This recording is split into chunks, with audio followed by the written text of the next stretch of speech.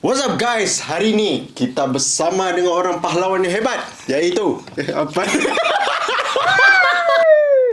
Hello, what's up everybody? Bersama dengan kami sekali lagi di sini di acara yang anda paling nantikan, yaitu Kenapa Bah? Kenapa Bah? Kenapa bah? Intro.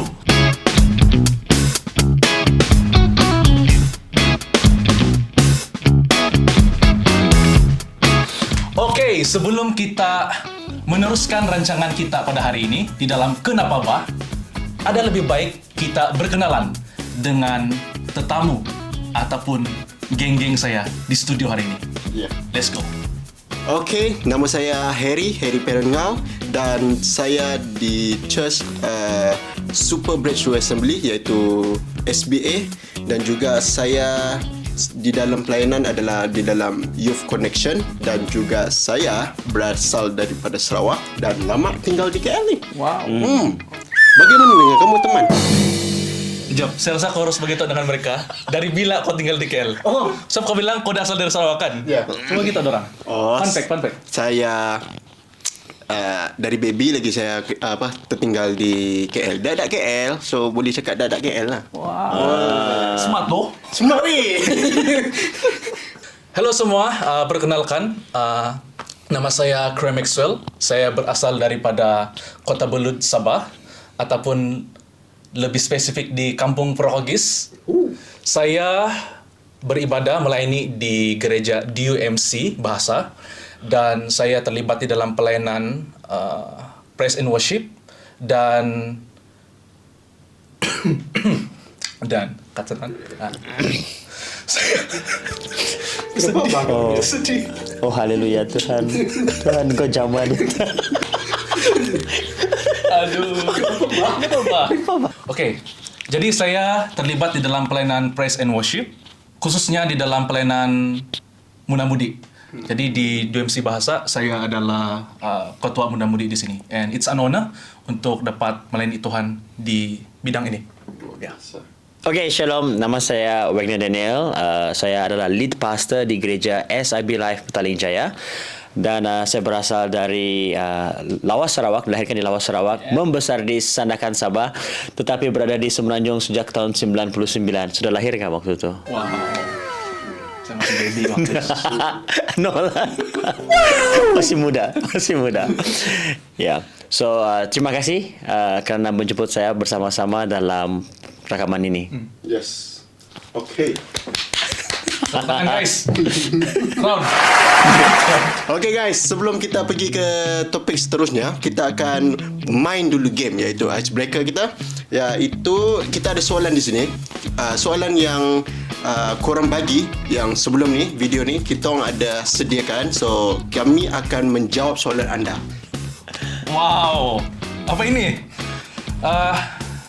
Salahkah menonton cerita seperti So? Guys, help me. I don't know. Apa ini? Is this a movie? Yes. Is it? So. Ya. Ya, itu So. Boleh korang kasih cerita ini pasal apa? Thriller dan seram juga. Not to say about hantu, tapi ya psycho thriller punya. Ya, di mana orang itu terperangkap, kalau tidak salah saya terperangkap dalam bilik. Lepas tu cara tu ada beberapa cara untuk melepaskan lah. So one of the interesting part dalam movie ini adalah orang itu untuk melepaskan diri harus menggergaji tangannya supaya melepaskan, dia kena garis gitu. So something like that lah begitu. Wow. I guess ini cerita dalam the 90s. Ya kan? Tidak juga awal tahun 2000 kalau tidak salah. Astaga guys, Ya. saya tidak tahu guys. Tapi tidak apa-apa, walaupun kamu tidak tahu, yang penting masuk syurga juga. Ampuni saya. Anyway, berdasarkan apa yang sudah si Pastor Wagner cakap tadi, dia bilang ini cerita adalah, dia lebih kepada apa? Ada Thriller, seram. Salahkah? Jadi soalan dia adalah salahkah? Jadi bagi saya ini adalah berdasarkan preference masing-masing. So there's no right and wrong. Tetapi kalau bagi saya tidak encourage diri saya untuk menonton macam hal-hal yang horror ataupun yang thriller begitu. Untuk pendekan cerita dia, it's good for my soul. It's good for my soul. Ya. Semoga menjawab. Alright, next. Doa makan panjang atau pendek? Wow. Okey, terpulang. Kalau ada bakal mertua kamu di sana, doa panjang lah supaya bagus untuk resume kamu. Lebih rohani. Sebutlah doalah untuk negara-negara, bangsa-bangsa. Pasti kamu punya bakal mertua akan suka dengan kamu.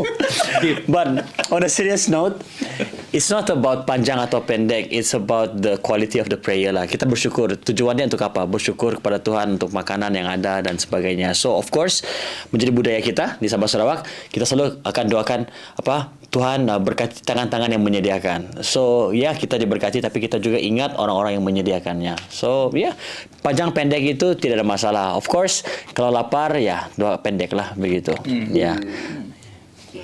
Nice. Kalau saya memang Tuhan macam biasa. Macam mana tu? Jadi komen. Tuhan macam biasa. Komen. Bah, saya try. Kalau macam biasa itu bahaya. Aduh. Oh. Okey, dia kata di sini kelas online or physical. Okey. Kelas online? Or physical. Okey, kalau dia tengok keadaan juga. Tapi kalau kau orang belajar kelas tu lebihkan dari segi fizikal lah. Dari fizikal anda boleh memahami dan juga kamu orang boleh tengok karena kawan kita dan kita boleh belajar dengan orang sekeliling kita. Kalau kita di online, bye-bye and then kita off saja benda tu. So kita tidak sempat nak discuss dengan kawan-kawan kita. Tapi online pun bagus juga. Cuma dia tidak kata Tidak ada dia tidak ada gitu. Tapi kalau fizikal kita ada macam tu. Kurang interaktif, berinteraktif sama dengan kawan-kawannya. Yes. Itulah pendapat saya lah. Wow. Okay. Kopi atau tea? Kenapa? Saya rasa ini kita semua boleh jawab. Okay. supaya saya saja tidak dihentam. Okay. Dihentam. Apa yang mau dihentam? Okay. Kopi atau tea? Bagi saya lebih kepada kopi. I'm a coffee boy. Coffee boy. I'm a coffee mind.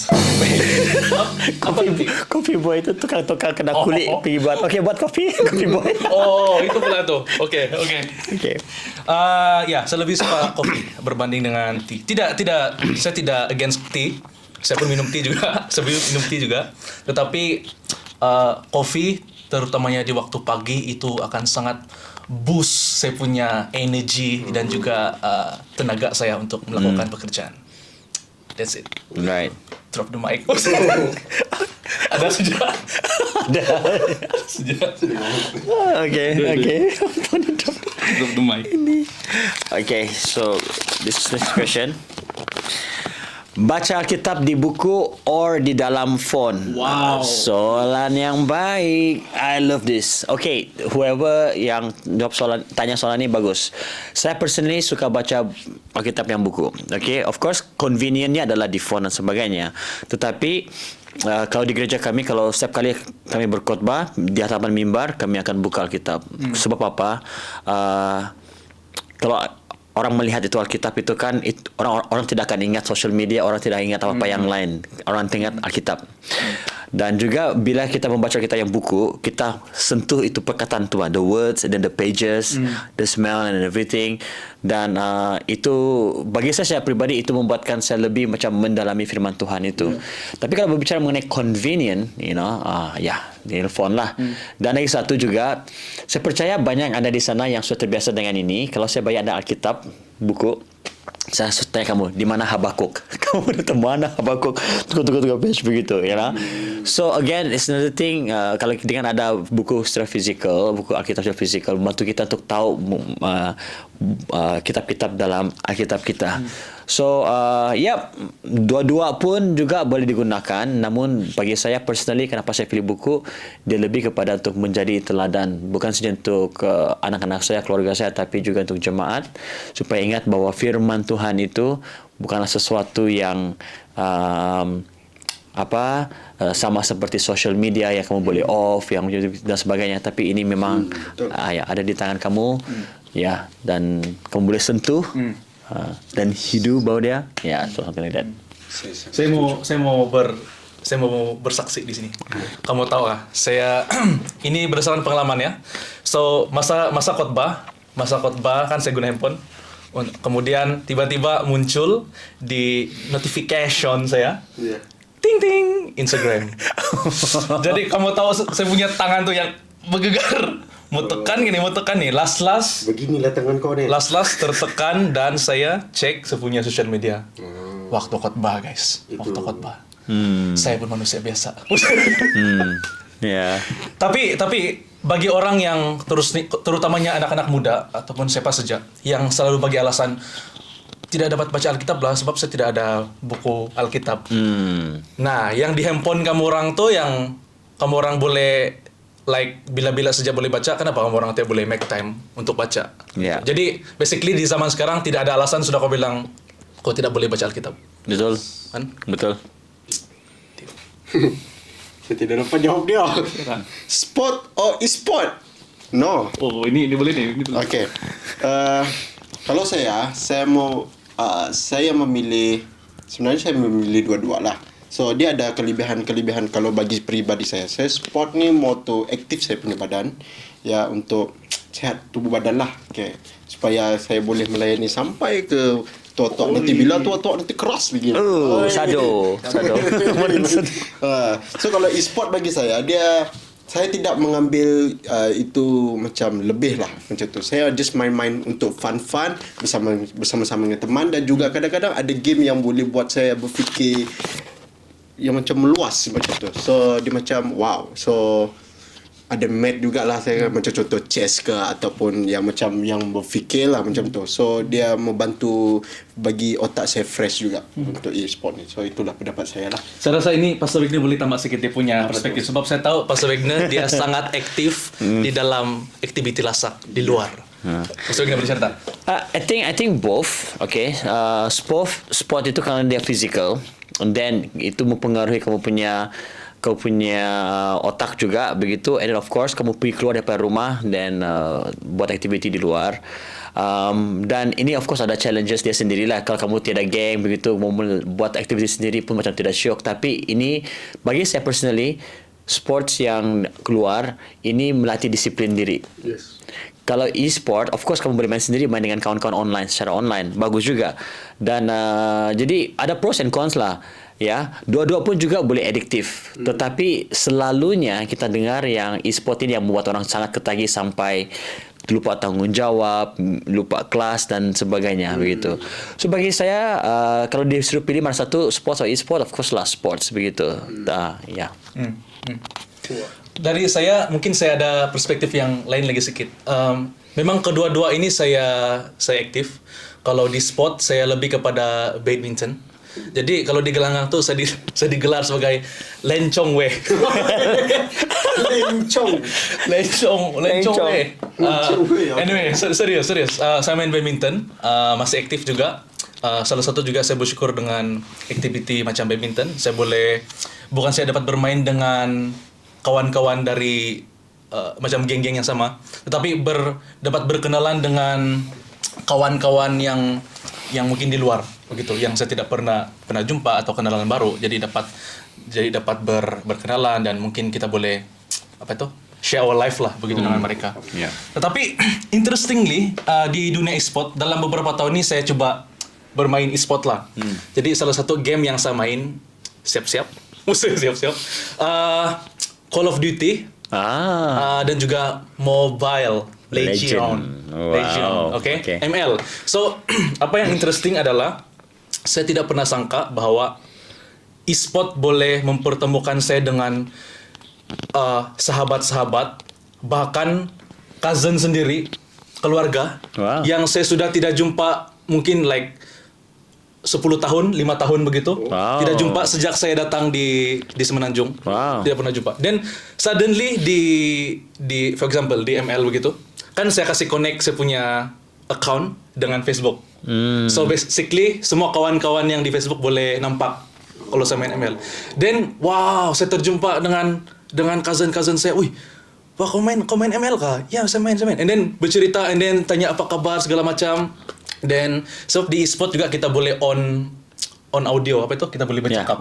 betul. Dari Discord dan sebagainya. Jadi dapat cakap dengan mereka dan dapat tanya apa, how are you begitu kan? It's very powerful lah. Betul. Salah satu juga ini baru-baru nih. Jadi saya terjumpa dengan seorang sahabat lama. Jadi dia ini adalah senior di sekolah menengah dan terjumpa di Mobile Legend dan